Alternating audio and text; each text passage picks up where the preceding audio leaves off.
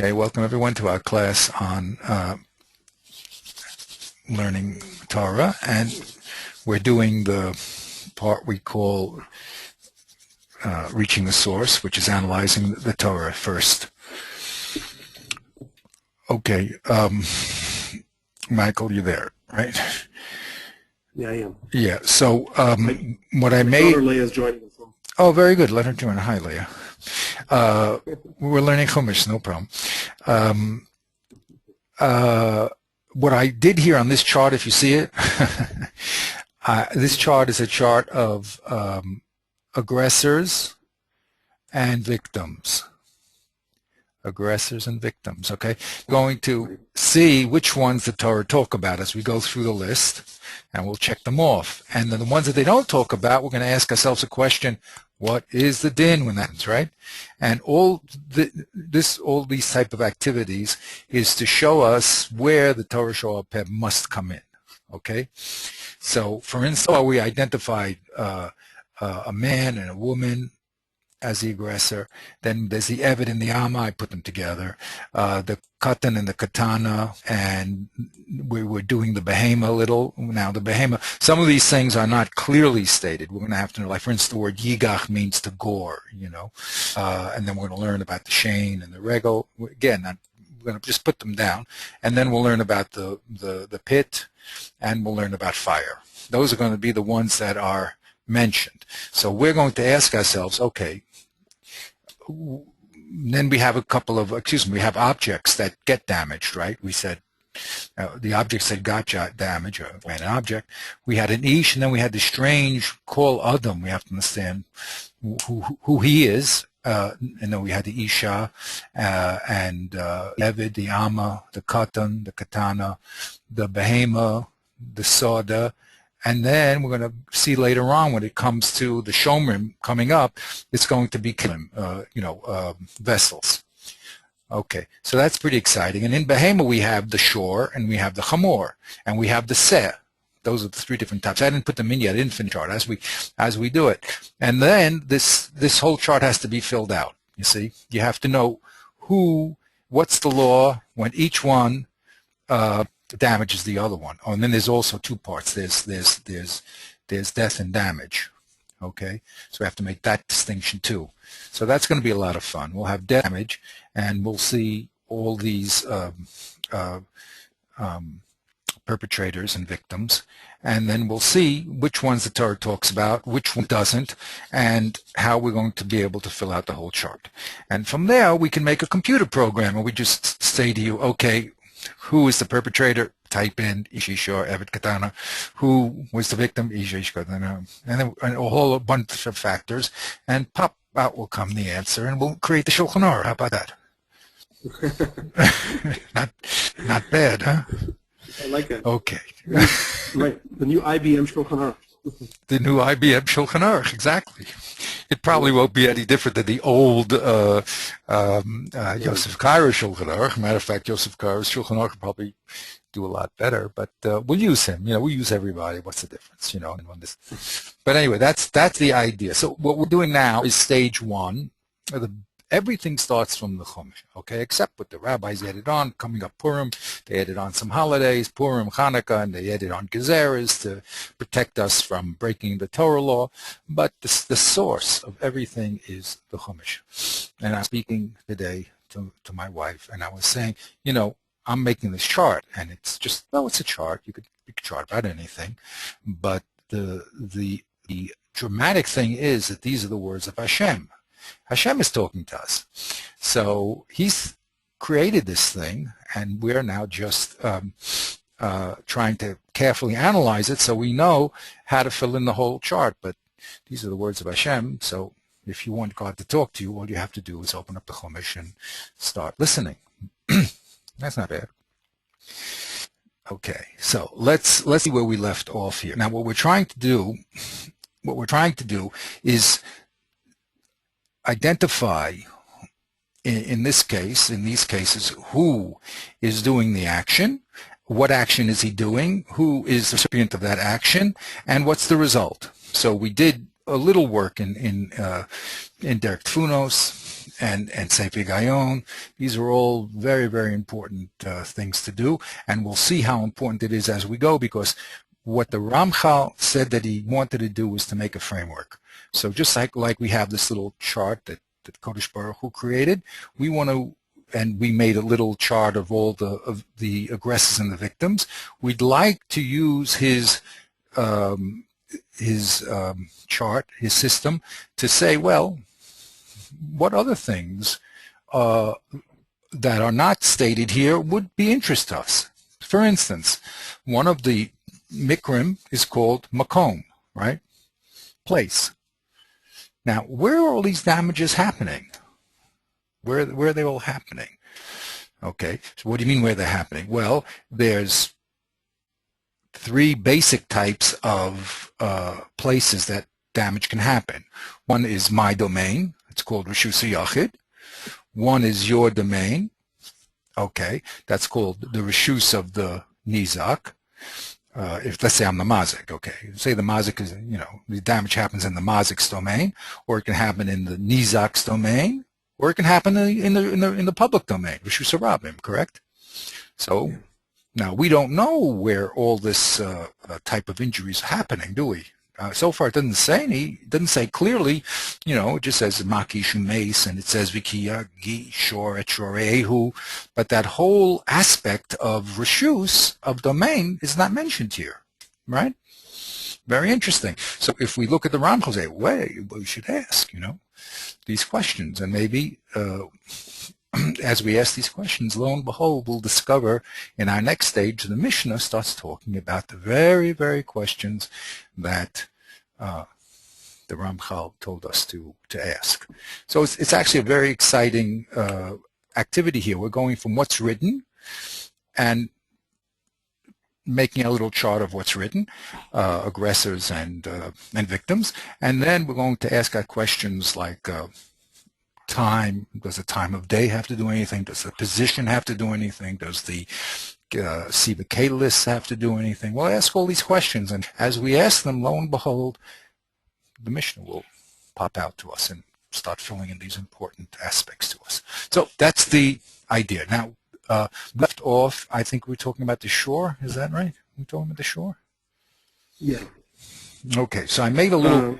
what? No, I think we were talking the shore and the bore.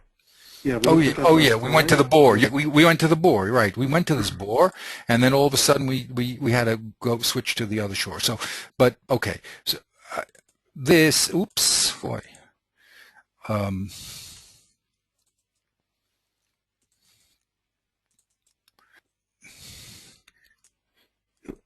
Okay, that's the whole course chart, which is very, very important for us to do, and we'll be.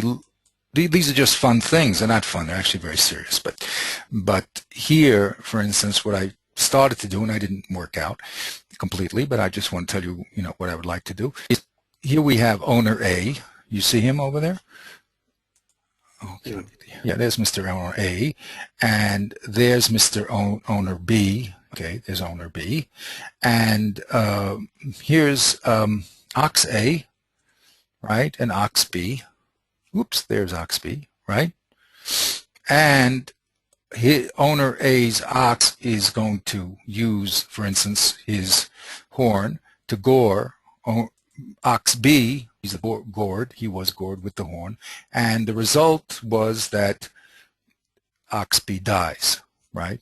So then owner A is going to have owner B, depending upon if it was the first time or the third time, all sorts of stipulations we got into, okay?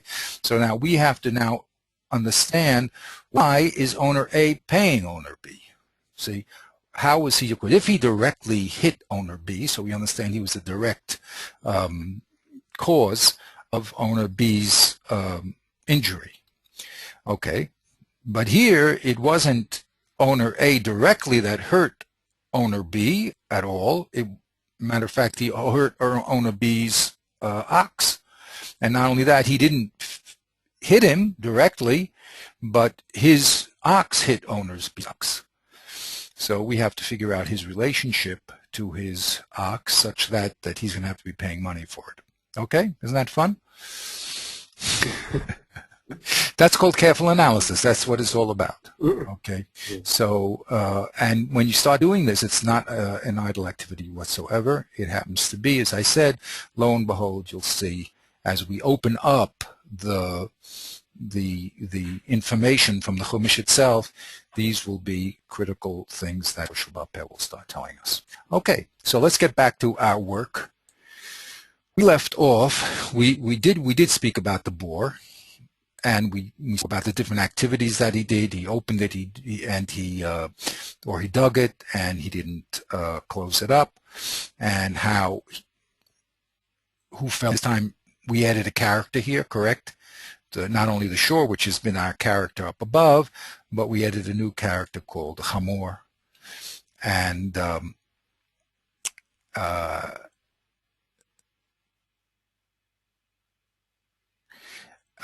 and he also dies because in the halacha it says to pay money. We didn't mention money before. We just said yishalem, and this extra word was going to be very exciting for us, which eventually we're going to use to learn that you can use equivalent.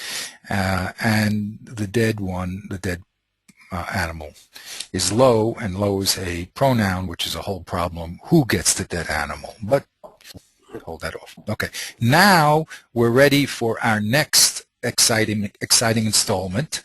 So let's see if we can read it here. I don't know if we did we do this here? No. So here, let me do it. Oh, yeah, it's the next pasuk. So let's read it across the way. Go ahead. I like participation. Okay. V'chi gav shor ish et shor ehu.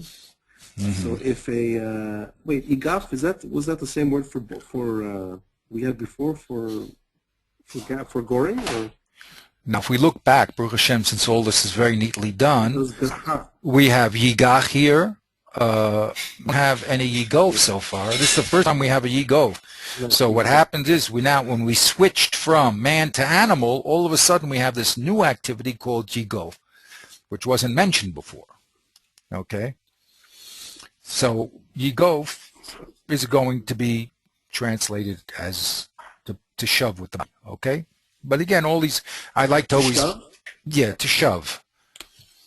You know, you need to shove, right? He pushes the other animal, and the animal, breaks his rib or something. I don't know. There's a goring with the horn, and then there's a shoving with the body. They're walking, and then he gives him shtoch. Yeah, but not with his hand, with his body. A little. Okay. Anyway, yigov. But again, we always have that. That's a new word here. Yigov. It's a new activity, and we have to understand it. So I just already jumped the gun and told you what people say about it, but that's okay. Okay. So it says v'ki yigov. So we have who is the poel here? The shor. Right. Now Rashi goes, shor ish. That's a strange. Rashi goes out of his way and he says it means shor shel ish. Okay, it's unusual. We have to understand what it says shor ish. I mean, who else is it going to be? Maybe to eliminate a shor shel katan or something like that. That would be interesting. Maybe that's what it does. But that's an interesting observation here. The shor's owner pops up here. Okay, so why is he all of a sudden popping up over here? But that's what it is. But he's the aggressor here is the shore of an ish. Okay? What's the pula that he's doing? Yigaf. Okay. Yeah, yigov. Yeah, he's shoving, he's pushing. Who's the victim here? The shore of his of somebody else. I mean, grammatically, you can see why it makes sense to put an ish because you say re'ehu. So if you're going to say re'ehu, you better be a bit specific about whose buddy or whose neighbor's bull is being hurt here. Well, who is the victim? Point, huh? Who's the victim? In other words, if you said v'chi gof shor et shor re'ehu, so you'd say, well, what do you mean re'ehu? Whom are you referring to? So Yeah. grammatically, you have to include the first ish in order to use the word of the ehu. Very good. I like it. Plural. Yeah. Okay, but who is the hefel here? Just state it. Who got hurt? Bull B. Bull Will number be. B. Very Bull, good. yeah. Very good. And as you said, now we have a new term. Every term is a new world. I mean, it's a new chiddush here. All of a sudden, it's the shorei. We never mentioned the before the chamor or the shore that was hit. He never said shorehu. So you're right. The two things come together. First was the shore of ish, and he did his re'ehu. Now, what is re'ehu is a limitation. We said whenever there's a limitation, it comes to mamayat how do you say mamayat? To exclude something else, right? Yeah. So what's it come to exclude? But it's a new term. Okay. Now, the result is also misa, right? Right. Okay. Very nice. So what we did here is we switched from the victim being a man above. That's who we, right? Remember that pasuk. Then we had a break with this boar, right? And now we're coming back to the shore again, right? And we switched victim from man in the first instance of shore being the aggressor to a animal, to another shore. Okay? Right? Yeah. Okay. So what's the law here now? When one shore hits another one? So the aggressor, obviously, because the other one's dead. Right. So he has to be sold. וחצו את כספו, and they divide the profit into half. Right. גם את המת יחצון. They also, I guess they sell the dead one has some value. The carcass of the first of bull B has some value to it. Yeah, probably because leather, you know what I mean? You can't use it to eat it because it's an avela, but it could be used for leather. Maybe the shofar could be used for blowing a shofar. You know, it does have some value. Maybe it could be thrown to the dogs. I don't know, my dog food, you know. But that's it. So now you see, in our careful analysis, we would have to now compare what happened to the man and what happens to the shore. Okay? Right. Okay, so what happened here when shore A? Oh, 1 second. What's going on here? Kiga shore ish. Oh, here's the victim. Okay, here's the victim. But now here it doesn't mean shore shel ish. It means the ish o shore, right? Yeah. So what happened in that case? Okay, what happened? Those poor, yeah. So what do you do in that case? Then the animal has to be killed, and you can't even profit from it. Very good. Yes. Well, it says it does. Now that's interesting that you said that. It says you can't. I mean, because I said profit, right? But it says specifically you can't eat it. I guess it's possible. You can't eat it, but what about selling? What about selling it to a goy, for instance? Right. We don't know. You see how we have to fill in the chart? Right. Now, all is going to be spoken about, okay? But very good. So, minimum, you can't eat him, and the first time, we said that there's Tom and the Muad, there's a first-time offender and the third-time offender. So this first-time offender gets killed. But when he kills another shore, what's his punishment? He gets sold alive. Very interesting. Why? Isn't that interesting? How come? How come when he kills a man, we get rid of him? When he kills a shore, we sell him? Yeah. Well, I mean, it kind of makes sense. I mean, yeah. So tell me why it makes sense. Human life obviously has much more value than the life of another bull. Well, don't you think he may? Human life. Well, what does that mean? Don't you think he may go around killing other bulls? You want to do that? Yeah. I see what you mean. Or even right. Or even a human, I guess, if he's a dangerous. Well, again, that raises the question: why are we killing him in this instance here? When he killed a man, why are we killing him? Yeah, it's a good. I mean, it's strange to say that you're punishing an animal. It just sounds weird. This is the same problem I had last time. This idea of applying categories that we use, punitive categories that we use with human beings, applying them to animals is a bit weird. Mm-hmm. We're not. But something's up. I mean, you know, I don't know. Maybe he's some kind of tuma to him. He's a marked animal, marked bull. Okay, so we got to understand that's a very interesting question, of course, that I asked. No, but the answer is because why do you kill it? Is it because you said we're trying to what is that called? Retaliate. You know, he was a bad boy, so he has to, die, avenge the death, or maybe very simply, we're trying to make sure that he doesn't kill another man. Okay, and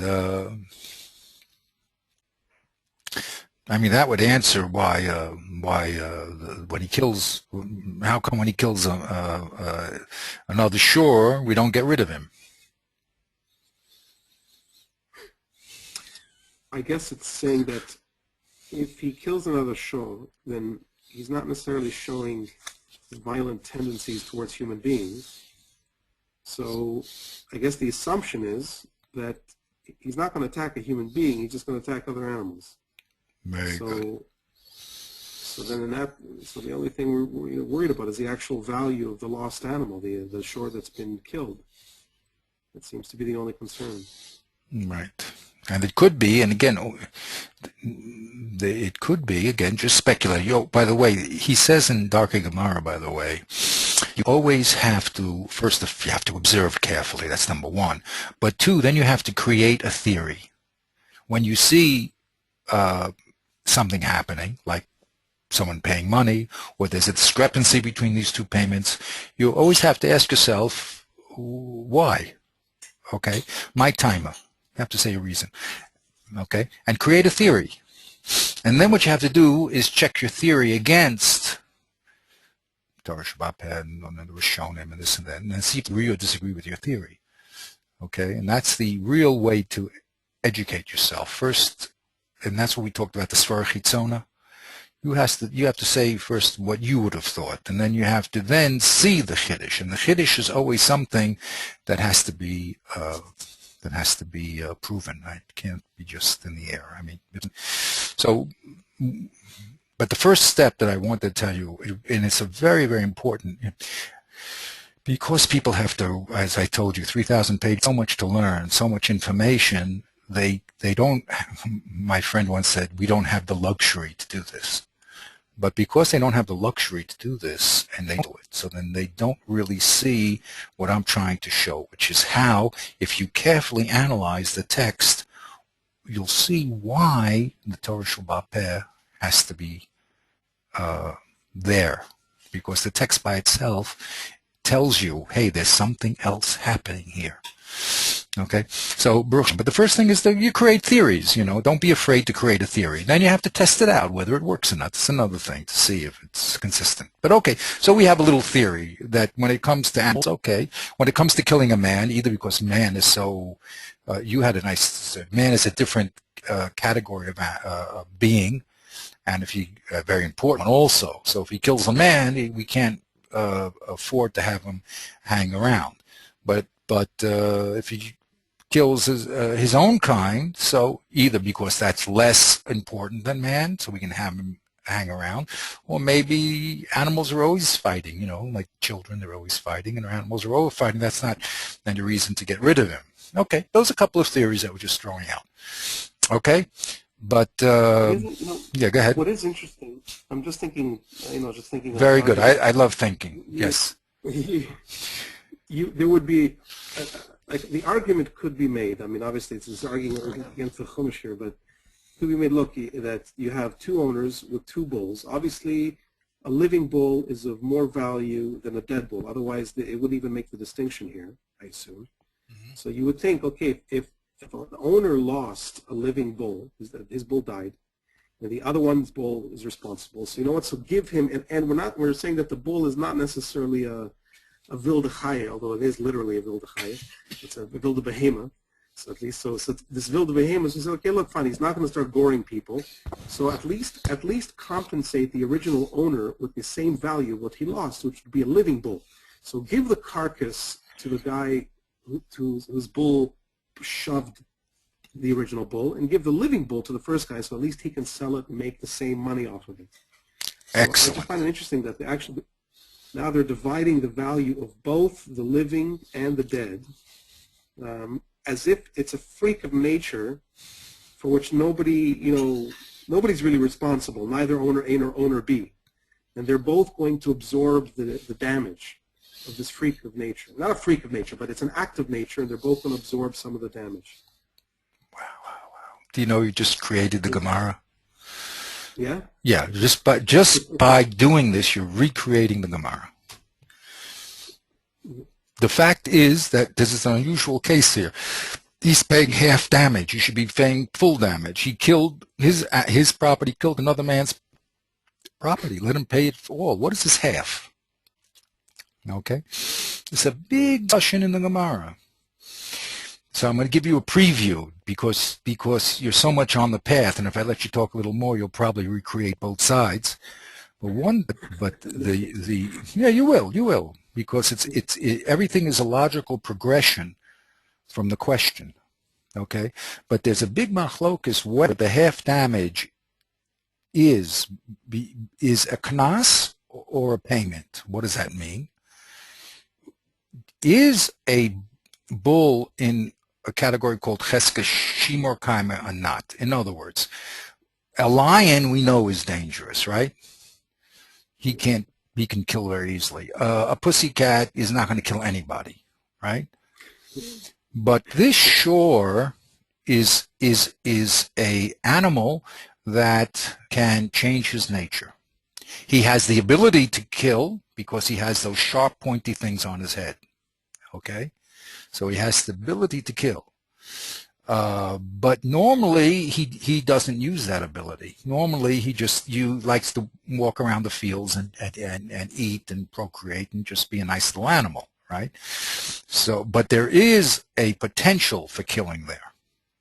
So the question is, why did the Torah say the first time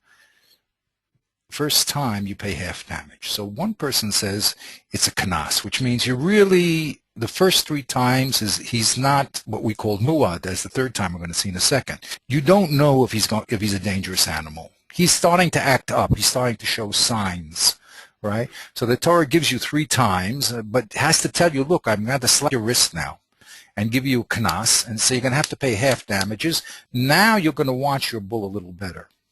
Okay, that's one opinion. The other opinion says, no, it's the same facts. We know that he's not a killer yet, but he's going on his way. This could be a sign of a changing personality. So the Torah says, so the first 2 times, since we don't know, first 3 times actually, we'll give you half payment. Okay, you only have to pay half, because we don't know if it was an aberration. He had a fight with his wife or something, you know what I mean? And it was an aberration. Or this is the beginning of a change of personality. So that's it. That's the big machlokas over here. But the observation of half damage is an observation, Baruch Hashem, that you made and has to be made. And then, my time, it has to be explained. Okay, so I'm very happy that you made the observation.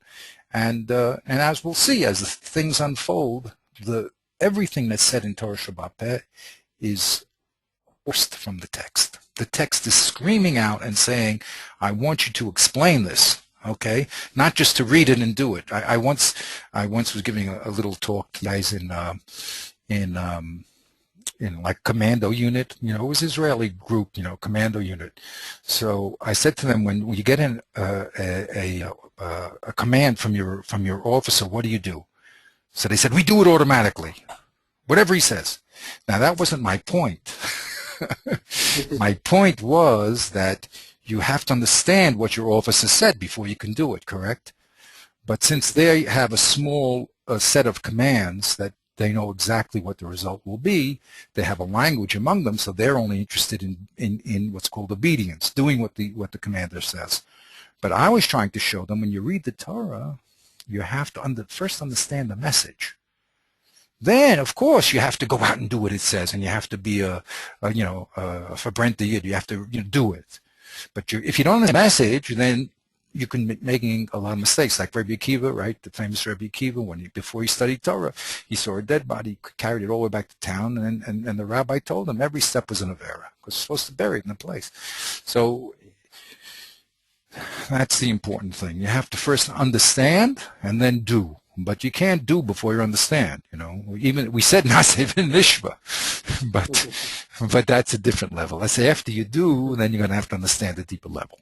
Okay. Anyway, let's go here. We made a beautiful option. You gave a nice little theory. Now we went from the same thing is going to happen here. The first time offender, this shore killing his shore, now becomes a 3 times offender. Okay. So it starts with oh no da. Oh no da, and then it goes oh no da kishore. Okay, it's going to slip the line over there. Okay, you with me? Go ahead, read. I like yeah. Go ahead. I'm just trying to. Oh no da means what? That it's. Or it was no. Again, the reason why I put it on a separate line, the reason I put it on a separate line because that's a pula that someone notified someone. We don't know who notified whom here. Right. Does it mean it was known in the community? Does it mean someone, told him? Does it mean he had to go to Beis Din? You see? Without Torah Shabbat Peh, it's impossible to know. You can say theories, but you have to, it has to be the word of Hashem. So, how do you figure that one out? But anyway, it says, oh no da. If it was known, go ahead. So, oh no da ki shor nagahu mitmol shilshom. Yes. Now here's yes. Right. So if it's known that he's a bull that gores, he has a history of goring. Yesterday and the day before. That means yesterday's, and the day before. Yeah. And his master has not been watching him. Has not been penning him up. Shalem yishalem shor tachat shor v'hamet yelo. So in that case, he should pay a bull for bull, and he may keep the carcass. Okay, so now what does that mean? He's giving him he's not giving him the bull that was nagach, is he? That doesn't make sense. He could. It doesn't really. I mean, theoretically, again, a good question. Theoretically, it says you have to pay one shore for the shore that you lost. Shore tachat shore. No, I don't see why he couldn't give him the aggressor. What's the difference? Or maybe he has to give him money, maybe, because it says Yishalem. These are all interesting questions. We don't know. I mean, this bull is a loose cannon, so that why are you taking? Very good. Why would you want that bull? Exactly. I would. This guy's dangerous, and that's an excellent thing. If your bull was a quiet guy that never hurt anybody, you certainly don't want to have this extra responsibility of this killer in your corral. Excellent. Yeah. So it must mean you have to give him money for the money that he lost. Very good. You see, you're creating the whole scene, and the poor dead, yellow, is to him. So there's a whole question here who the low is, because it's an indirect program. It's a pronoun. So it could be that, look, he paid for the whole bull, right? He paid. I paid you for a new bull, So I get the dead because you got full payment. Or maybe the original owner takes the animal and we subtract it from the payment. These are all questions that are asked. Now let's just look at the different our 3-time offender when it came to man. Oh, and by the way, I want to make another point here, which we haven't mentioned yet. The new chap, we did actually mention it up above. After 3 times, it says v'lo yishmerenu ba'alav, right? Yeah. What happened the first time? Yeah. Right. Why didn't he? Shmira should be. You're saying after the first, right? Even the first time, he shouldn't have been watching his ox the first time too. Oh, in general. In general, it's not. Yeah. No, but I guess in general, there seems to be a kind of, I don't know what it is here exactly, but some kind of default position what an average sane bull is expected to do. And so the shmirah would not be an issue until the bull shows some kind of signs of being, dangerous. I don't know. I like why would shmirah? I mean, okay, so shmirah would be an issue at every given point, but it's not generally thematized until it's an issue, until it's a problem.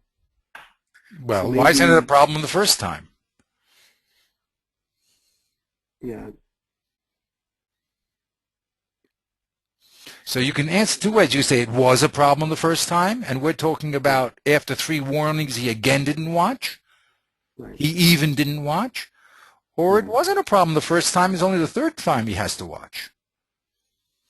Now, why do I bring this up again? Because there's a big argument in the Gemara whether a shore is becheskes shimor kaimei or not. What does that mean? Is he basically a nice animal who sometimes can have an aberration, or he's a not nice animal and you have to watch him all the time? We know statistically that, let's say, 25% of, I'm making up a number, 25% of the times an ox will gore someone, right? But we don't know if that's enough to call him a animal you always have to watch, or only you have to watch him after he starts acting up. That's a big question, and you see that the Torah is already indicating it's asking us about that, because it says here that after 3 times the owner didn't watch. So you ask, and what about on the first time? Did he watch and it had no significance? Okay, which means it's true he's a dangerous animal, but you don't have to you don't have to go out of your way so much to keep your eye on him. Oh no, he was really a nice, simple animal. Anyway, that's a big question. Okay, but again, let's just compare what happened to our murderer of man and the murderer of the ox. When it came to the murderer of an ox, we said, say, by the way, you have to kill this guy, right? It doesn't say the third time offender, the bull to bull. Yeah. Doesn't say you have to kill him. Yeah, that's right. All right? Right? Well, yeah. Now, you had a good story. You said, hey, this guy's a muad. Well, you're going to give it to the other guy.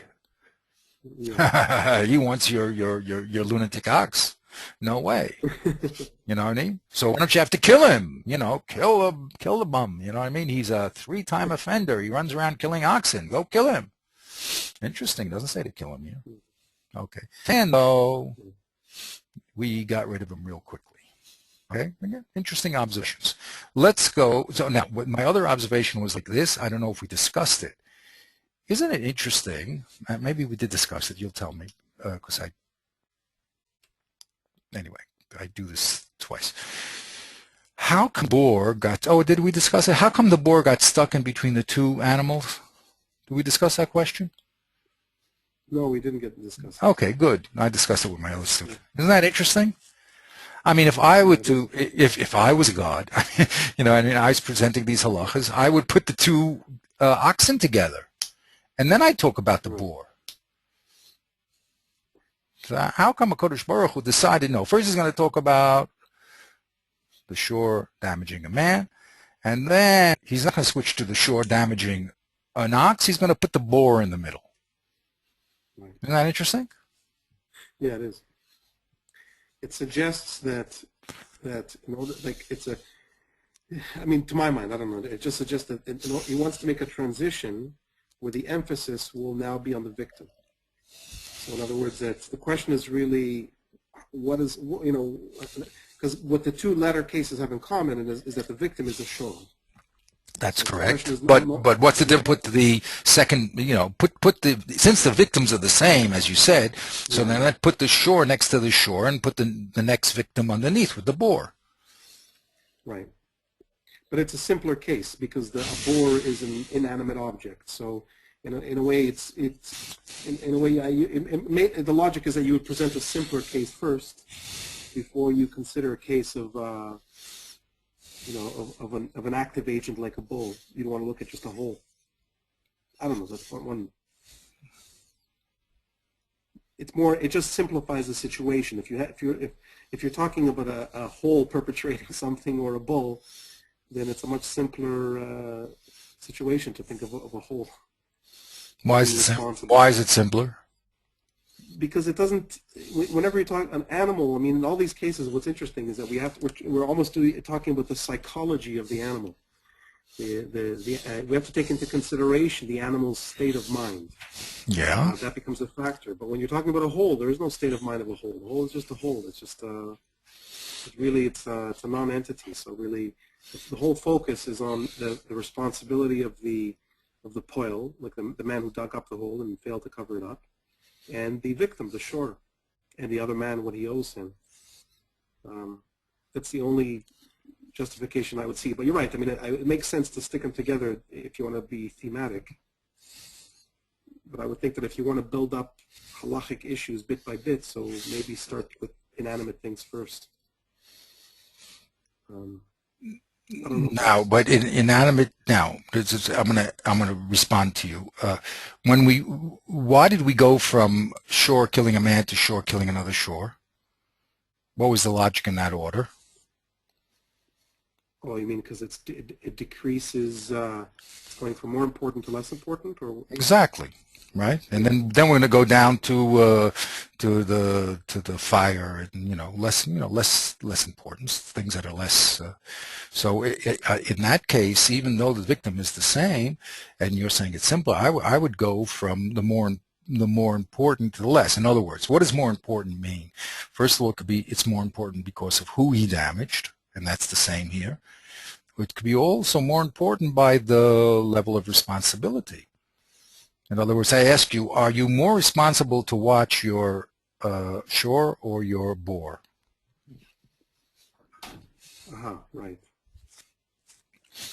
Do you mean the labor involved in taking responsibility for those, or what do you mean more responsible? I mean, what I mean, yeah, to which one is potentially more dangerous? A shore or a boar? I don't. You'll say, well, they both can kill. Yeah. But the shore can move from one place to the next. Right. The boar, it's a question of someone not seeing it, falling into it, and the animal falls into it, doesn't see it. But the animal is something that's animated. That's what animal comes from, right? It moves. Yeah. So that seems that you'd have to keep more of an eye on that one, a guy that moves, than this thing that's pretty static.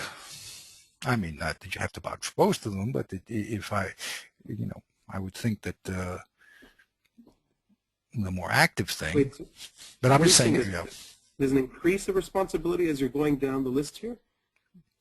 No, you start from the most. You start from the most dangerous thing. Okay, the thing that you're most should be looking out for. For instance, look, when we started the whole thing, how did it start? Who was the damager in the first series? Who was the series of Pesukim? Oh, right. How far are we going back? That was here. Here, I'm sorry. Here. Who's the poel over here?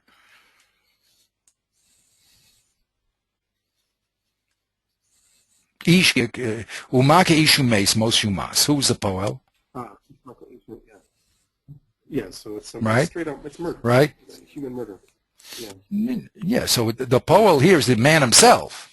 So if I ask you, what's your first priority of watching your behavior, watching out that no one gets hurt, it's your own self, right? Yeah. Okay. Now, of course, death is going to be the same in all these cases, but your first, the immediate thing that you should be watching out is your own being, correct? Then we could talk about your animals. Yeah. Right. Yeah. You know what I'm saying? So we went from the I don't call it an object, but the subject, which is most immediate as a damager, in other words, watch yourself, to a man's property, which is the next level down, right? You with me? Yeah. That's why we talked about the shore How next. does this solve? Oh, exactly. It makes the problem worse. So then, if that's true, that when we talked about man damaging man, then we went to shore man, right? And now we talked about the boar damaging the shore, and the shore now. Well, again, I'm bringing back the issue. Shouldn't shore be before boar? He's much more. First of all, he was mentioned before when he was killing the man. Second of all, he's much more active than the boar. Boar's a passive damager. This is the shore's active. It's although it's the next level away from yourself, it's closer to you because it's a living, moving thing than an inanimate thing, like a hole in the ground. You with me? I'm building up the question. Yeah. I'm building up the question. Yeah. Yeah, it's still, I don't see, so I don't see why I'm not supposed to see it, but. No, you could see it. By that logic, why would there be an interruption with the board? Right. So, my theory is,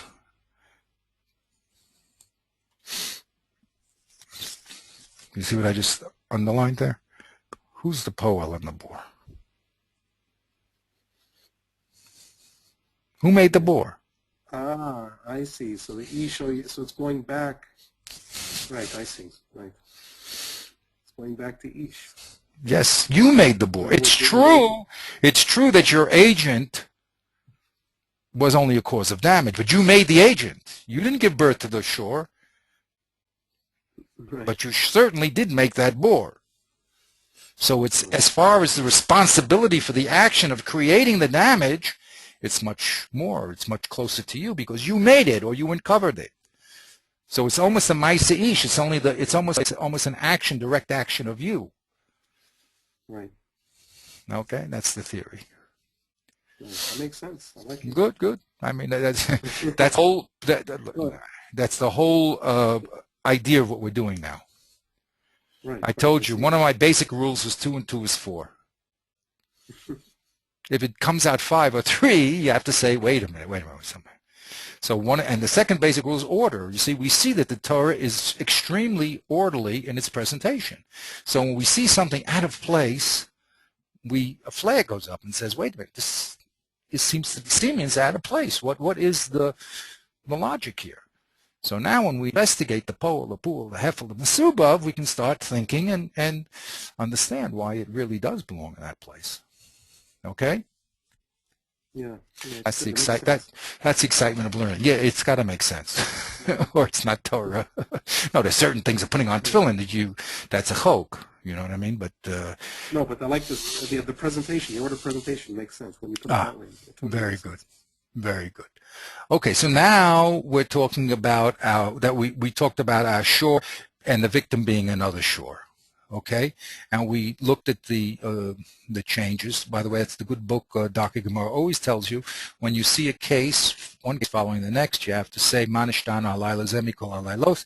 You have to say what changed and why did it change. Those are the two important things to do. What and why. What changed and why did it change? Okay, very good. Now we have another exciting what do we call lack of Seder, it seems. Because now all of a sudden we're going to talk about a Ganav. What's he doing here? But let's see what he says. First, let's read what he says, and then let's try to figure out how come he's here. Okay? Okay. So וכי גנב איש שור עושה. Okay. ותבחור או מכרו 5 בקר ישלם תחת השור ו4 צאן תחת השה. So if a man steals a bull or a sheep and he I guess he shechts him, right? Yes, slaughters him. He shechts him or he sells him. Mm-hmm. So then he should pay back 5 bulls against the price of the original bull, or 4 sheep against the price of the sheep. Well, it says abatzon, so I don't know. I mean, No, that's right. Flock. We say the bakar and son. Bakar is called cattle, and son is called flock. Okay. Yeah, I'm just wondering why doesn't it say arba seim or whatever? So why does it say Very good. We're not giving back 4 flocks against 1 sheep. No. But it does mean 4 whole flocks. Why didn't it just say pay back 4 shvarim? Chamesha shvarim. Why did it all of a sudden switch to the categorical name? Right. Now it doesn't mean well, that's what you said. Maybe you have to give back a whole flock of cattle, or whatever they call a whole group of cattle, okay. That would be hard to justify. But there is a Shinawi Lashon here, it's called. Shinawi Lashon. Okay. I mean, it suggests that you could use bakar or tzon. You can use any member in the flock or the. It doesn't. In other words, you can give them a cow for a bull, or you can give them a ram for a sheep, and so on. Excellent theory. Very good. Excellent. Okay. So now all of a sudden we're talking about. So now we have to first of all do our activity: the poel, the pula, and the hefel, and the mesubav. Okay. So who's the poel here? The thief, the man who's a thief. Yeah, and the Torah calls him an ish. Okay. Again, maybe not a katan. No, why he says ish. We have to understand the rules. When the Torah says ish, you see, we saw there's an ish and there's an adam. So what do they come to mamayit? Okay, maybe if a kid, maybe a child, not so, because there's only ish here. It says clearly. But anyway, that's good. Now we switched a little bit the victim, correct? Right. It's one of 2 different types of animal. It's not just a shore. Now, why did we switch the victim? Why do we switch? I don't know. I make you work. That's my thing here. That's why. Well, yeah. Go ahead. In other words, why don't we just stick with? What would have been the other possibility? Just leave it at shore? Yeah. Keep talking about shore. You're talking about shore. Keep going with the shore. Why do we put the sand all of a sudden? Right. Well, I mean, it seems to be a different. First of all, we've made a major shift here in the Pa'ula. The Pa'ula seems to guide the big difference. I mean, up until now, we've been talking about some kind of murderous damage. So now we're talking about theft, which is a very different type of Pa'ula. And so maybe when we're talking about theft, we want to say, look, not every object that you steal has the same. I mean, the glaring problem here, of course, is the mishpat aleph and mishpat beit. Why are we giving 5 in one case and 4 in the other? So it seems to be that it wants to create some kind of scale in different values of different animals, or in the way we pay some kind of knas. There has to be a scale. We don't pay the same ratio. What's the difference between a shore and a seh? In terms of value? Any terms. You tell me. I'm only asking questions. You got to work on it. I'm here to ask the questions. Don't ask me any questions. I don't want to be embarrassed. I don't know. Based on what we've said so far, shore, first of all, is more dangerous than a seh. Okay. There's no seh that goes around goring animals. Right. But he is not the aggressor, right? Yeah, here he's not the aggressor. Here's the victim. Yeah. So what's another bechina? What's another aspect here that we can be thinking about? Well, one other aspect I can think of, a seh is a female, right? That's a good question. Because what is it called? A ya'al is a male. A ya'al. Seh is a sheep. It's a sheep. Yeah. I mean, I'm just trying to think of value. I'm trying to think like a farmer here. I'm not a farmer. Yeah. The sheep, the shore is not going to give you milk, and the sheep will. So what was the difference? That makes the sheep more valuable. Yeah, I guess so. Okay. That's why you only pay back 4 rather than Well, 5. I don't know. there's an obvious one you're missing. Yeah. How about if you put it on a scale? What about a scale? Okay. Okay. Ah, you mean just pure meat. So let's see, how would that factor here? That the ratio, I still don't, I don't understand, why would there be a ratio of 4 rather than 5? Very good. Definitely the shore is bigger, right? Yeah, yeah.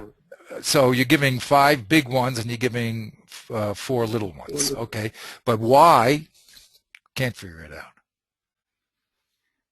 why, I yeah, mean, why why not is is it the 4 and question. 5? Why? It's definitely a kanash. He's ending up getting more than what uh, he lost, right? Yeah, He only lost 1 shore, 1 seh, right? right, But now you got to pay back 5 biggies and 4 small ones. I understand. right. Have to understand why. Either pay 5 and 5, 4 and 4. Don't understand. Okay, that's Yeah. not where you have to I learn mean, Torah Shabbat. well, why, first of all, why 5 anyway? Why, Exactly. Why 5? Why not 10? Why not 6? yeah. Okay. But definitely What is the also, function? this also Yeah, the question of definitely, what is the function of the other 4? Is it punitive? I mean, is the guy being punished here for very good. stealing? Excellent. The guy who had the object stolen, is he? What is he being compensated for? The fact that he missed his bull for a couple of days or weeks, and he gets a present Look, of full when his bull when his bull died, he only got back 1, yeah, right? and sometimes Or a less. half even. Yeah, Now all of a sudden he's getting back 5. Well, what did he do to deserve 5? right. So it's a good question. Okay, it's a good question. Now, all we have to add, we have to look at what, like you said, you said one theory. I mean, one theory is that this is Geneva, so we're punishing. It has nothing to do with the person who was stolen from. It's a punishment for a Ganav, right? Yeah. You're a bad boy. You're stealing, so we're going to punish you to pay back even more than what you stole. So that's a question of what do they call that? That's another thing we have to talk about. These it's Deterrent. a deterrent. It's a That's the word. deterrent. Exactly. It's a deterrent. If your Yetzer Hara, starts acting up, know that you're going to have to pay back 4 or 5 times the amount that you stole. That's a pretty big, heavy deterrent. Okay, so there are questions we so far we haven't created a theory for it. Of course, it's going to be revealed, when we go down the line, but it's something that has to be spoken about. My timer. Very good. Here, so Tavach is death, so it kills the animal, right? And the other thing is that he sells the animal, right? Yeah. What happens if if he doesn't do anything to the animal? I mean, in other words, the animal's still around. Right. So that the Torah is going to talk about in 1 second. Okay, and after we finish this whole section here of the Ganav, then we have to ask ourselves, what's he doing here? That's another section. But let's go a little further with him, okay? Okay. Okay. So So it goes im b'machteres yumotza Ganav, okay? I broke it up because that doesn't matter. yeah. What is machteres? What does that mean? Now, machteres means choter means to dig. So if he dug Wait, what? under, to dig, D-I-G. Ah, In other words, if he, like the Arabs do from Gaza, they dig on the ground. So, right. so if he, or the bank robbers dig under to get to the safe. So if he doesn't walk in the door, but he digs a hole underneath the ground surreptitiously, okay, that's the case here. Same, the perpetrator is the Ganav. He's doing an act of choter, digging underneath the ground to get into the house. Okay, interesting activity. So, im b'machteres yimotzeh haganav. Okay, so again I ask who found him? Okay, so I had the balabayas. I mean, it was his house, and it's kind of did the pool of digging into the house, and he hasn't done anything yet. So how do you even know he's a ganav? I don't know. Maybe he has one of those masks on, over the eyes, or maybe you can presume a guy that's digging under the ground is not there to fix your plumbing. Okay. But whatever it is, if this ganav decides that he's going to dig under the ground and come up in your living room, and you find him, right, and what happens? Vehikav v'met, en lo damim. So the balabait hits him, and he dies as a consequence. So he's not a murderer. He's not a murderer. Balabait is not. He's not a blood. Yeah, he didn't. Right. He didn't. He's not called spilling blood. Right. My timer. What's the reason? Well, yeah, because in my time, obviously he did it. It's not exactly self-defense, but it's the closest thing to it. He wasn't. His own life was not being endangered necessarily. I mean, he doesn't know. But he was defending his property, at least. So it's not like he was. He is a purely. It was a reaction on his part. He didn't go out and murder somebody of his own accord. He was protecting his own property, at least. And I guess there's also the possibility. I mean, he doesn't know. He doesn't know what the aggressor is capable of. Is he just a ganav, or is he a ganav capable of murder? So then it might be self-defense also. Right. Very good. See, you're saying very good. Do you know the Amshinov Rebbe? The Rebbe Amshinov in Beit Vagan? I heard of him. Yeah, Yeshua told me a couple of stories about him. Yeah, he's pretty special. So someone actually, there's a rash of theft in Beit Vagan. So a ganav, he came into the Amshinov Rebbe's house. Oh wow, chutzpah. What he didn't know it was the Amshinov Rebbe. Maybe he did, but what was the Amshinov Rebbe's response? What did he do? He said, "Do you need anything? Can I give you anything?" That's like the story of the Chafetz Chaim. Yeah, the Chafetz Chaim says, as the guy was running, he said Hefker. Right. He didn't he didn't want the guy to be over Geneva. But the Amshinov Rebbe said to him, maybe you need something. What can I help you with? What do you want? Money, whatever you want. Skavaldik, huh? What happened after that? What happened? I don't know. I mean, I suppose the god probably collapsed. I think he ran away, but I mean, that was something, you know what I mean? Only the Amshinov Rebbe can do something like that. I mean, maybe the Chafetz Chaim also. Anyway, that's the story. Anyway, normally, okay, like you said, self-defense. Normally, the guy's sneaking. He just doesn't go in the window, but he's sneaking under the thing, so he sees people are sleeping and he's ready to kill people. That's usually the simple thing. But anyway, that's interesting. Okay, now it keeps going with this next. Im zaha hashemesh alav damim lo. Does that mean if it was in the daytime? Simply speaking, that's what it means. As if the first one must have been the nighttime. Right. Well, a ganav is usually a nighttime operator, right? Not like right. It's not a robber. It's not a ganav. So. Very good. Yeah. So then, damim lo. It's weird. It's weird that why should he suddenly be culpable just because it's daytime? I mean, right. Why should he have less? All right. So it suggests that he did it that at nighttime what's factored in is the fact that he didn't know what was going on really. I mean, he was acting partially in ignorance. He was striking out into the dark. or it could be on the side of the perpetrator that a guy that sneaks into an apartment at night knows that the people are sleeping, and he's ready to kill them if he's recognized. You know what I mean? But in the daytime, if he sneaks in, so he's not that bad, he may not want to kill. However, that's not how they learn here. By the way, they learn it's a whole drush, which is that if he knows, they say it's a mushal. If he knows the ganav, like the sun, meaning that if it's his father that came in, then he can't kill him. If he knows who he is, if he knows that it's his father, he would never kill his son. So then he can't kill him, and if he does, it's damim alav. But that's a Jewish. This is how they learned the pshat. That's how it's a mashal. Actually, yes, that's the pshat. It's a mashal because of your kashas, because there shouldn't be any difference between the night and the day, and it's the same robber. What's the difference if he comes in the night and the day? He's coming in surreptitiously, which means he doesn't want to be caught, and because of that, they move it into a mashal. You know, you look at Rashi, that's what he says. But that's a chiddush. It's a big chiddush.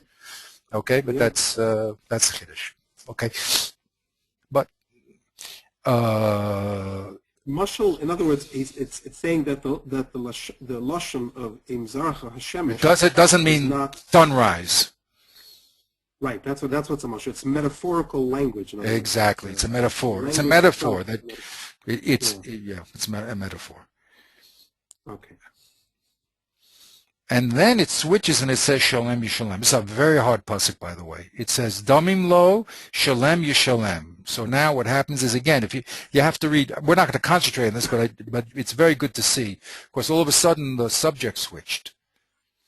You know, talking about the Ganav have to pay. I mean, the person who, if he killed the Ganav, so then he's going to have to pay. Then it's murder. So what does that have to do Shalem Yishalem? So they say now we're switching back to the Ganav. So that's a switch, because how did I know we're switching back to the Ganav? But again, that's all stuff that has to be indicated. Okay. 1 second. So if it's Zarech Kashemesh, Alav, so then Balabayas is a murderer. Now, as far as the Ganav, I'm sorry. The Ganav has to, and the Ganav has to pay. Okay, in other words, he shouldn't murder the Ganav unless it's a nighttime job where the Ganav is going to kill the people in the house if they wake up, unless he knows it's his father. And if he knows it's his father, so then he shouldn't kill him. But however, if the Ganav escapes, then he's going to have to pay. Okay, fine. What's the chiddush in that? But we didn't have the din for that. Before he was paying 4 and 5. Now, because when he stole the set and the shore, he's paying 4 and 5. Now it just says Shalem Yishalem. Very strange, right? She seems as there's more of a reason to kanas him over here. He goes into a guy's house, he's going to steal his jewelry, you know what I mean? And there it says, oh yeah, we catch him, pay him, Well, strange, huh? But we're going to have to, again, this pasuk is very difficult, needs a lot of Torah Shabbat Pet to straighten it out. Okay? Now, im ain lo, now we switch to the Ganav. If the Ganav doesn't have any money, what happens?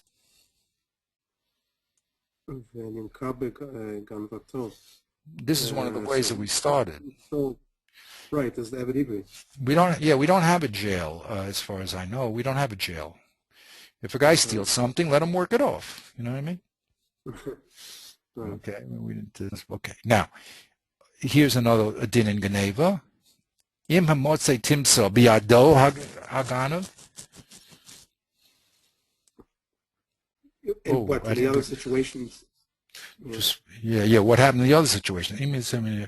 Biado. Yeah, the other situation, I guess he sold it, he slaughtered it, right? As we said. The first situation over here is this Ganav sold it and slaughtered it, right? Then we had this break here, the special din if he sneaks into the house. Okay? Right. Now we go back and we say, well, what happens if you find the Geneva in his hands? He didn't sell it or slaughter it. Right? Right.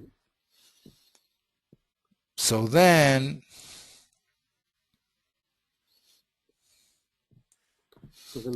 Mishor ad chamor ad se chayim. Oh, that's what you find. If he's alive in his hands, if you find it in his hands of the Ganav, then he only pays twice. Right. No matter if it's a shore ad chamor. Now we added another guy, the chamor. Doesn't matter how, it's from the shore ad chamor ad aseh, all three of them. It doesn't, if we find the animal alive, whether shore, chamor, or seh, if he's alive, then the ganav only has to pay twice. If he slaughtered it or he sold it, it's not around anymore, so he's going to have to pay 5 and 4. But if he's alive, it doesn't matter little, he only has to pay 2. Are you with me on that? Mm-hmm. So we have 2, yeah, it's fascinating. 2, 4, and 5. The deterrent. If we're thinking here in terms of deterrence, so right. It's interesting. But it actually psychologically makes a lot of sense because it's like an extra chutzpah on the part of the ganav to sell. You know, it's one thing to steal, but it's another thing to sell it and really, or to eat it. You're really making it your own. So it seems like that's where there's an extra knas. Right. Because if you haven't, it's almost like this ganav was he's tethered the bull or the sheep. He's almost not sure about what he's done. Well, he has like you said, he has a chance to give it back. Yeah. He does have a chance to give it back. He hasn't. Once he kills it or he sells it, there's no chance that he's ever going to give the Geneva back again, right? But as long as it's alive, so it's also it's a deterrent. It's also a what do you call it when you're trying to encourage someone to do something?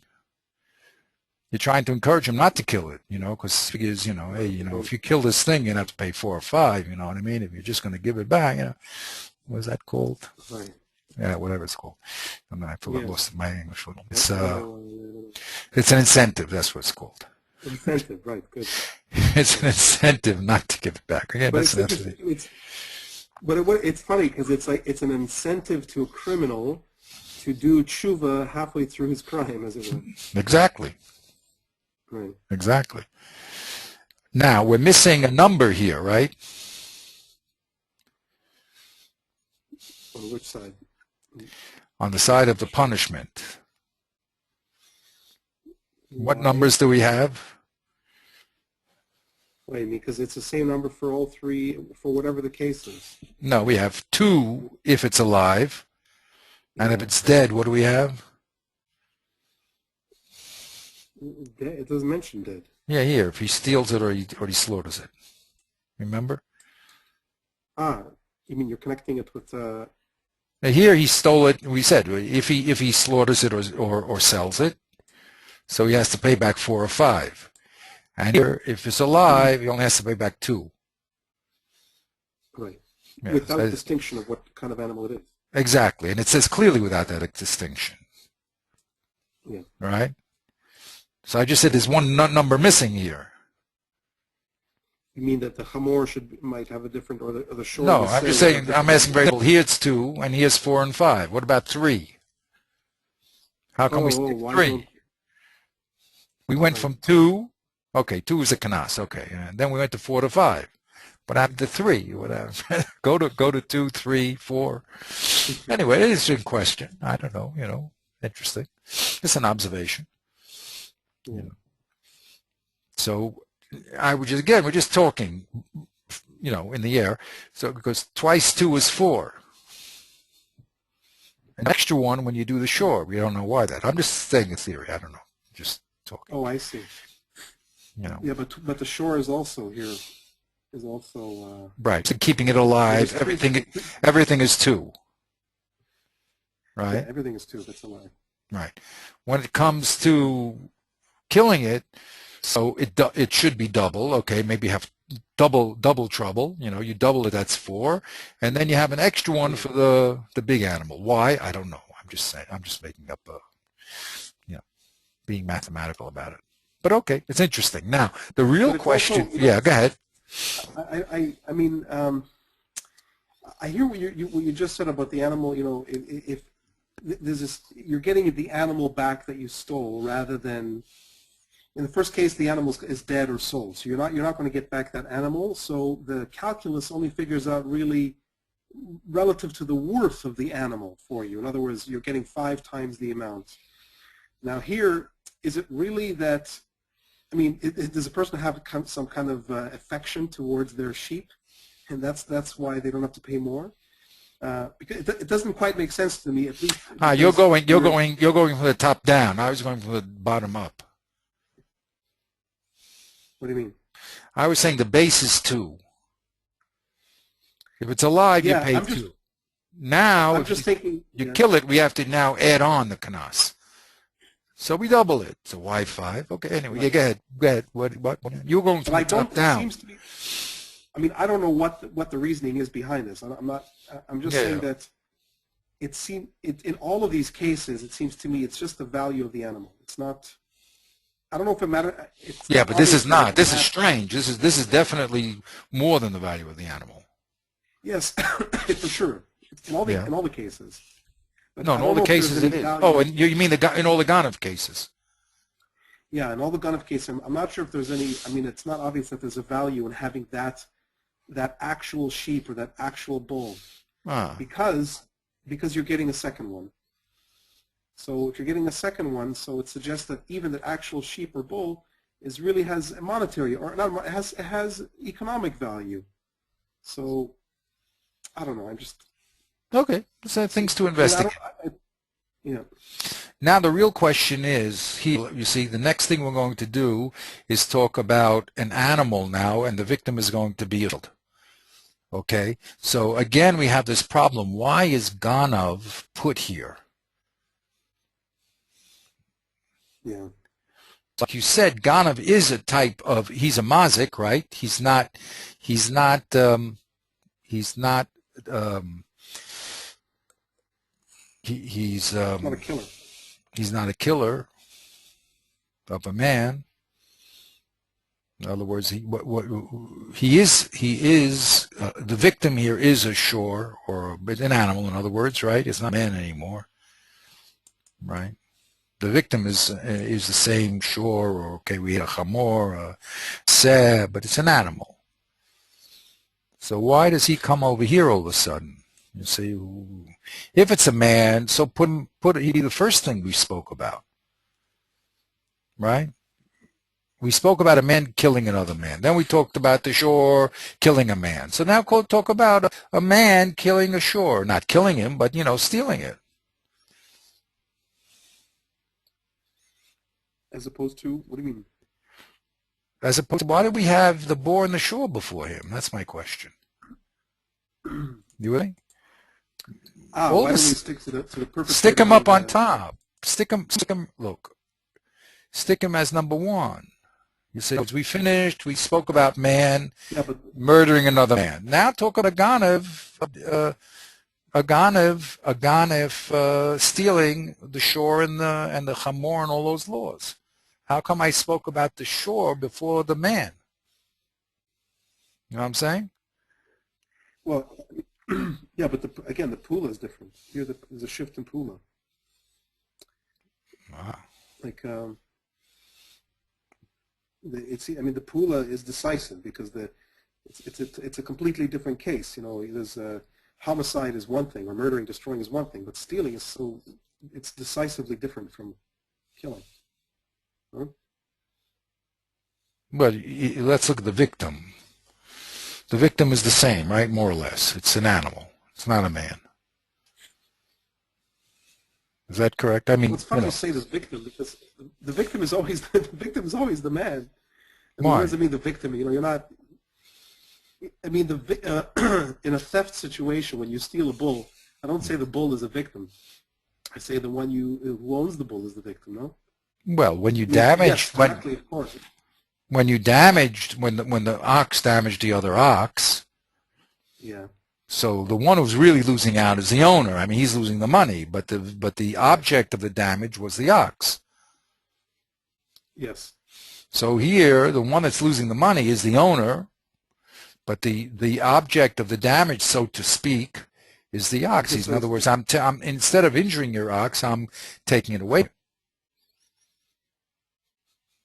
Yeah, but or I could even be killing it. Worse. The first thing is I kill it. I destroy it. I destroy your property.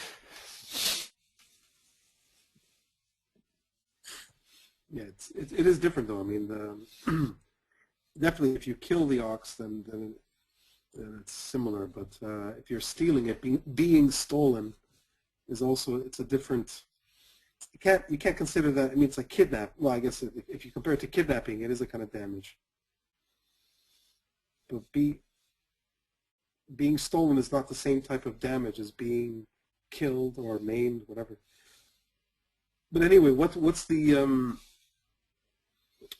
you're leading to something? What was the? No, I would have, again, I'm making an observation. If we're expecting a descending order of, let's say, responsibility, we start with the man is most responsible for his own action, and therefore if he kills another man, go down the list of who he kills, fine. Then we talk about the man's digging a bore, he's digging a bore, and through his actions an animal gets killed. Okay, fine.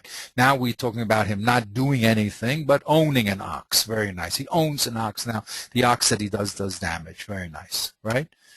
But now, why do we all of a sudden go to the Ganev? The Ganev should be first. Oh, let's go what comes after. The Ganev should be first. He's a man doing damage to property, right? First we're talking man doing damage to man. Now it should be man doing damage to property. So this is a man that does damage to property. How does he do it? He steals the stuff. He slaughters him, kills him. He's doing damage to property. Yeah. And now I'll make it even worse, because what's the next halacha here? Let's read the next halacha. So, kivar ish sadeh o kerem, ושלח את עירה ובער בשדה אחר. מיטב שדהו ומיטב כרמו ישלם. So if a man burns the field, consumes, let's say. No, it's not burning, it's consumes. Okay, here in the state. He consumes a field of Rabbinian. How does he do it? And he sends the... Now, a biro means, it's very interesting, a biro is an animal, Rashi points out. Of course, an animal consumes, right? An animal is a consumer. That's how he destroys. He's like bir chametz, fire can consume. An animal also can consume. Okay, so he sends his animal. He destroys his friend's field. He's yavaer his field. Ki yavar ish sodeh kerem, v'shalach es bi'ura. He sends in his animal, and this animal is bi'er. He does this consuming in another field. So then he has to pay with the best of his field. But before we go anywhere, we're talking about an animal doing damage again. Yeah. So why did we have this man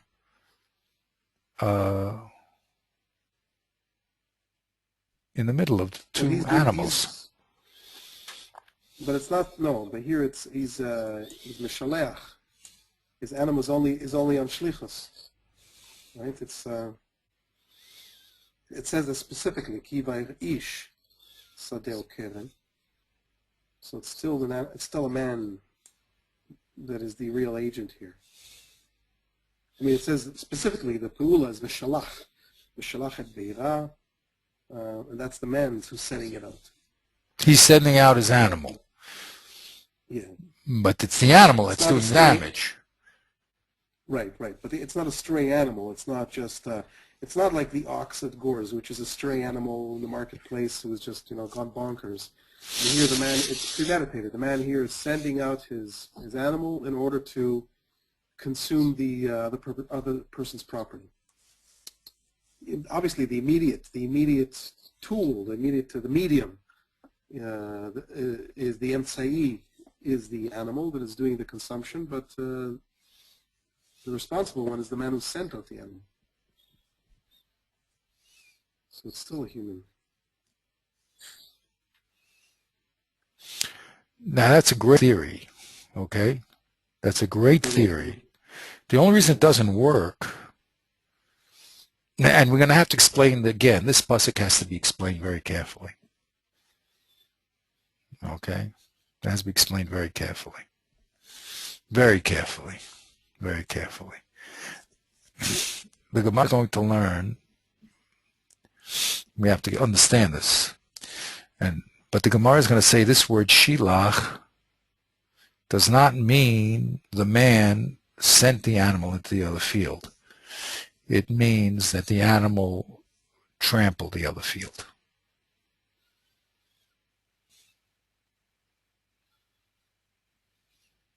As opposed to eating the other field. Now we're going to have to explain that. That's not the simple pashat. There's two activities here. One called shilach, one is beer. They're learning that shilach is regel, he trampled, and beer means he ate. But again, that's not the simple meaning, and if it is the meaning, but you have this then, problem. The first problem is that the kiva ish sadeo kerem. It assigns responsibility to the man right away. Yeah, but how? But how? This is very, very interesting. But how? By sending his animal in to destroy. So you're saying he did it b'mezid. He whipped the animal, hit him on the tuchas, and sent him into the other guy's field. He said, "Go over there, sick him. Go over there and you go eat in my friend, in my friend's field." Right? The animal wasn't going to do it. It was the man that did it. That's how you're learning v'shilach. Okay, now we have to study that very carefully. Because on the simple words, that's what it says. Yeah, go ahead. It's not, the word, cognates of the word beira appear there, 3-4 times here? 3 times. Yes. So, because obviously, so the immediate agent is beira uva'ar. So ar is the actual animal doing the consumption. But the very first mention is kivaer ish. So it's saying that really, it's as if this whole scenario is really the man consuming the field of his neighbor, even though as the agent here, the MCE, exactly. The MCE happens to be the animal. Okay, anyway, this is very, very interesting. I would only look at the quote-unquote victim here in this case. Who is the victim here? Immediately it's the field. Exactly, the field. What has been the victim to this, up to this point? It's been something. It's something animate or someone. Exactly. A man first, then another animal. So now we switched the heifer, the object of damage. Okay, so that I can understand why we put this activity after the activity of the ganav. Because the ganav, what he was stealing, at least that's what it says, was the animals, right? So in our descending order of objects of damage, this comes to a new category now. So I can understand why Shane and Regel is this animal here that's, let's say he's doing Shane and Regel, is mentioned after the ganav. Because the ganav, we were still talking about the victim being an animal. Now we went one step lower, so we switched now to a different level, so I can understand why we split this shore from this shore. You know what I'm saying? Why didn't we, first of all, look, let's put, first we talked about the shore and the victim was an animal, right? The shore hitting another shore. I'm talking, in our chart. Our original chart was the shore killing a man, but now, at this point, we talk a shore killing another shore, right? So the victim was a shore. The ganav also, we spoke about the same victim. Okay, he was stealing the shore the seh, except, and the man has a right to defend himself. It's another point. So now we're talking about an animal not destroying another animal, but destroying property. Correct? So I can understand why the ganav follows. I can understand why the shore and the shane follows the ganav, because the ganav is his what he's damaging is an animal, whereas we're now going to talk about a new category of damage called a field, one step down. Okay? You with me, what I'm saying? Yes, yes, yeah, yeah. But I don't understand why the Ganav comes after the shore. To me, I would have put man before the shore. In other words, I would the persecutor should, since the persecutor is man, I should have put him before the shore, and not put the animal first. You know what I'm saying? Right. So he does seem to be a little bit out of place. Yeah. However, we have to now think, and that's why thinking is so important. We must think and develop a theory, and then we have to check out the theory, but we have to first think about it. Okay?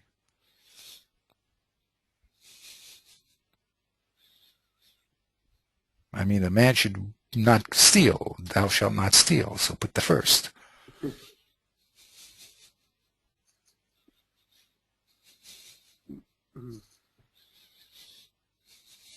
Is it? Yeah, I don't know. I mean, look, in these situations, what is the organizing principle? Is it? It's not always the poel. There seems to be some kind of tension between. Yeah, the poel, it is the poel. I mean, you know, like so far it's poel. The poel is murdered.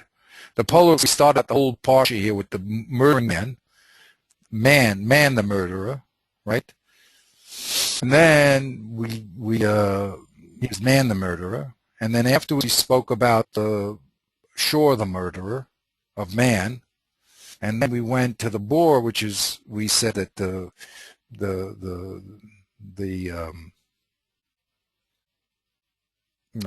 but then we switched here, you see, to the second category, which is shore. Did you ever see this, by the way? You're in computers, right? I mean, you've used computers. Have you ever used tape? Yeah. Have you ever seen this function here? Let me show you a function. You ever see this function? The alphabetizing one?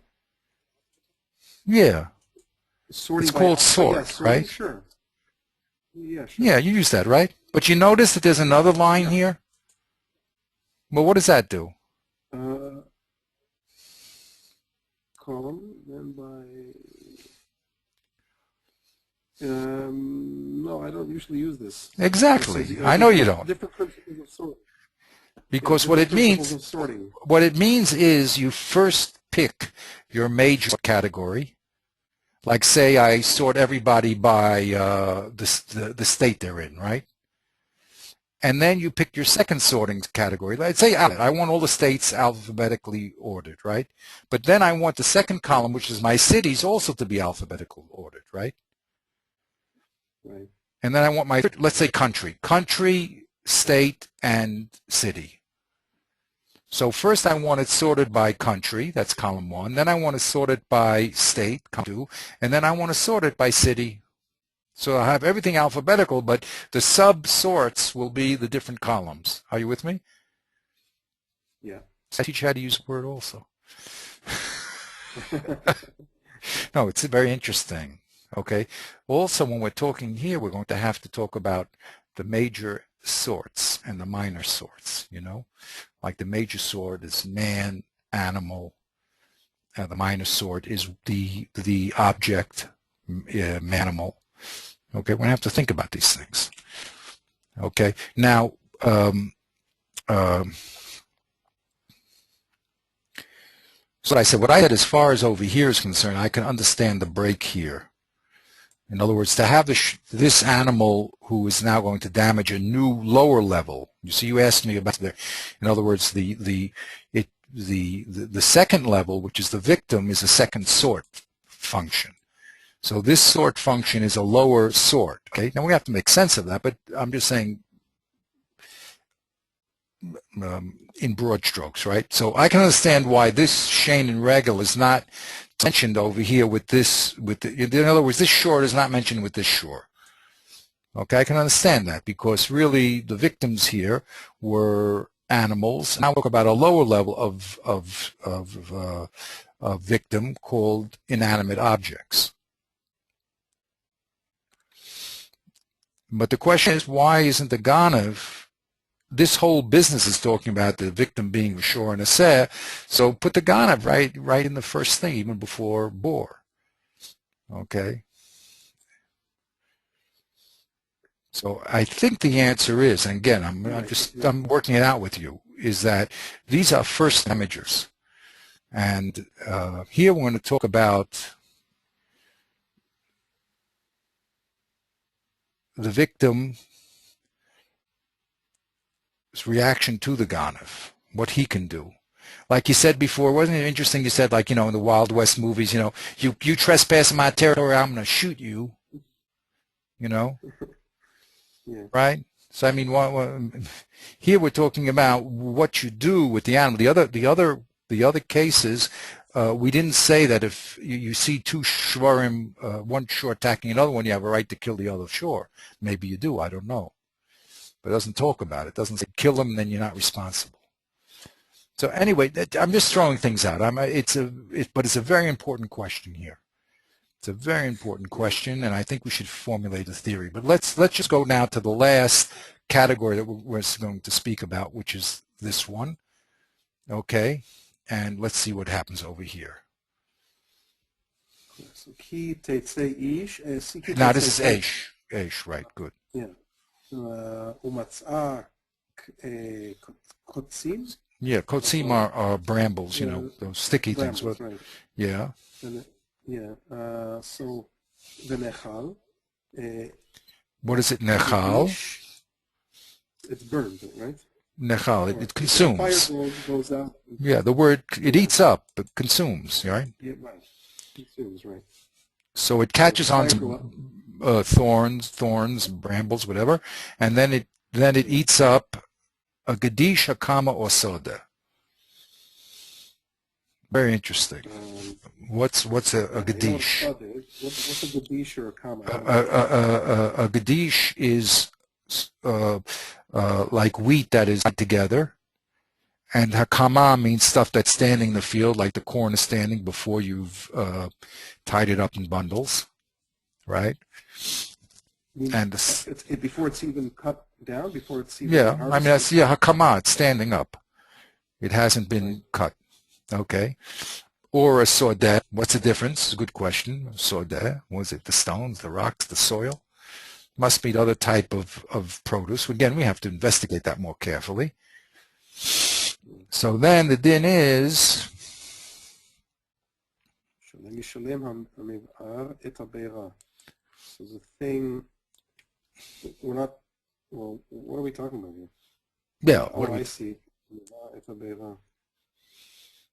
The one who was the miv'ar and be'era? The one who burned? I don't know the fire. You're talking about the fire. Well, you can't. The fire can't pay. That's for sure. Yeah. Right. Right. So it has to be the consumer now. The man is considered the consumer and not the fire. The one who consumed, which is the man, even though he had the means of the fire, is considered the consumer, and he has to pay for what he consumed. Okay, so now why is this the next level down, if that's how we're going? Why is Aish the next level down of persecutor, aggressor, whatever you want to call him? Well, this is really, it's a scientific thing, We've gone from animal down to mineral here. Exactly. Not mineral, but force of nature. Yeah, well, no, it's a fire. Yeah. So it's not. Well, you can't. What are you going to call it? You can't say it's mineral exactly because it moves, but it's. Well, it's not animal. It's inanimate. Well, but it does have animation, doesn't it? That's interesting. But it's not alive. Let's put it that way. It's not alive. It doesn't have a soul. Yeah. Okay, it's not alive. Okay, so we can understand that case. Okay. Now we have to do more work. Again, this is fascinating. I would suggest also that you read Rashi and see what he has to say. Okay, and he'll answer some of these problems. But it's very important to read Rashi. We don't have in our program. I'm just giving a taste, okay, of how to do it. But I'm not going into depth in every part because our focus is only going to be this one little part of the chart, okay, which is where it says that you have to pick up your field. That's going to be our focus. But on our way down, I want to show the tools that you need. Okay, so we'll do that next. I'm gonna call it quits. Next time, I want to do Dalet Shomer with you, at least briefly. Okay, because we're gonna just to show the level. Now we're going to talk about not property, or not himself or his man's property doing damage. We're going to talk about the Shomrim. Now I'm watching something, and then through my negligence, well, we'll see exactly the property is going to get destroyed. So that's another type of injury that I'm causing, but it's a little more because I didn't actually do the act. It wasn't my animal that did the act. It wasn't my fire that did the act. It was just that I didn't watch properly, and then someone else did the act. Okay, I just go through that. But what I did want to show you, just one little thing here that I really do want to show you, and I want to end on that. Show you something.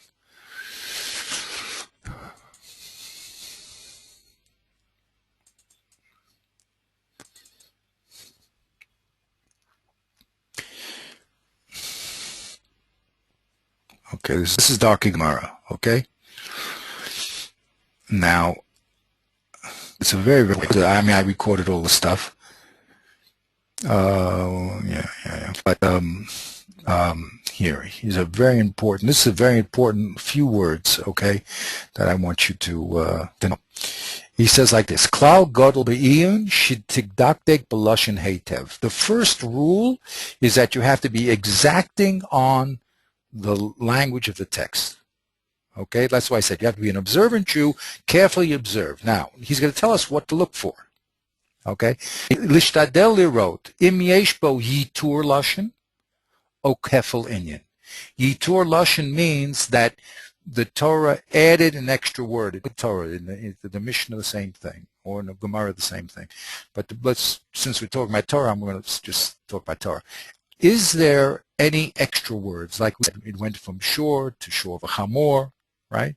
Or is there kaful inyan? Kaful inyan means even if it's different words, has this concept been mentioned before?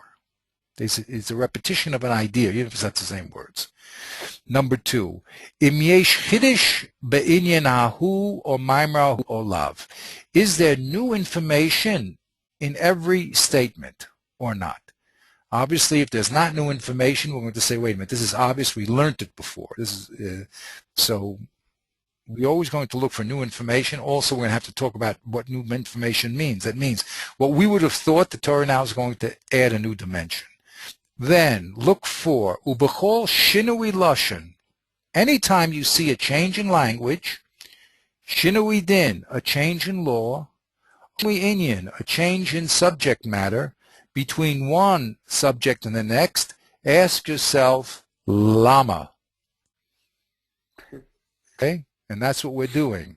The minute you see any change of language, you went from yigov to yigach, right? Any change in law, all of a sudden it's half damages, and then we've been talking about complete damages, or change in inyan. How come it goes from this subject matter and all of a sudden switches to the next subject matter? Ask yourself the important question, lama. Okay? And then he tells us, you have to explain everything, investigate everything, ask very, very well. And you have to try to get every part of that statement. Shekol mila v'mila v'kol chelek. That means even every letter. Yora davar chadash shelo yeh muvan mikodem. It has to tell you something new that you wouldn't have known before. Okay? And then if it's the Gemara or the Mishnah, you have to go to the Shoresh. It means the root of it, back into the Chumash. You have to define the Etzem Din and the Gevulot. What is the Etzem Din and how far does it go? So over here, remember what I did in the beginning is when these are basic rules, and the beauty of this is that people know them sort of subconsciously, but that have these are very, very important. here we're going to keep track of, here's my my aggressors, and here are my victims. I want to know which ones the Torah spoke about and which ones the Torah didn't speak about, and what is the law in the ones the Torah didn't speak about. Okay, so that will be our investigation. So that's it. And Bez, I want one little class just to finish Shomrim to the next level of Mishnah, and we have an exciting thing to do with it. Every stage is exciting, but the important thing is to realize we're only trying to understand what Hashem says. That's it. We're not trying to, do literary interpretation here. We want to know exactly what the gevulot, as he just said, what the definition and the limitations of the halacha are, so that we can actually do what Hashem says. Great. Okay. All right. So I think we'll I like this. This is very good. We'll stop here. Very good stuff. Okay. By the way, I haven't seen. It's a big world, but I haven't seen anyone doing this. I mean, they do it orally, but do this in a real chiddush, and I'm very happy that Hashem has opened this up for us. It's very, very important. Okay. Have a great week. Oh, Purim is coming. Yeah. Now, 1 second. We normally learn on Thursday night for you is Purim, right? So if you want to move it up a little, maybe we could do it, or just think about it. See, Purim is Yerushalayim is on Friday. We do Purim on Friday. You do Purim, the day after. You do Purim on Thursday, but there's also Tainus Esther on Wednesday. So Tainus Esther is a little hard to. So we're talking about Monday or Tuesday, let's say. Motzi Shabbos. Okay, whatever you like, or Monday or Tuesday if you like. It depends upon your schedule. So, no problem. Send me an email and we'll go to the next. No problem. Yeah, at the latest in next Motzi Shabbos. But let me just check. I'll check my schedule because I'm starting to teach this week, so I just have to double check. Very good. Okay. Have a great evening. A good week. You too.